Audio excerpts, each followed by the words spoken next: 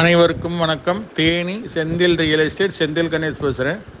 இப்போ நம்ம பார்க்குற வீடு தேனி மாவட்டம் லட்சுமபுரம் புதுப்பட்டியில் ஒரு கிழக்கு பார்த்த வீடு விற்பனைக்கு வந்திருக்கு.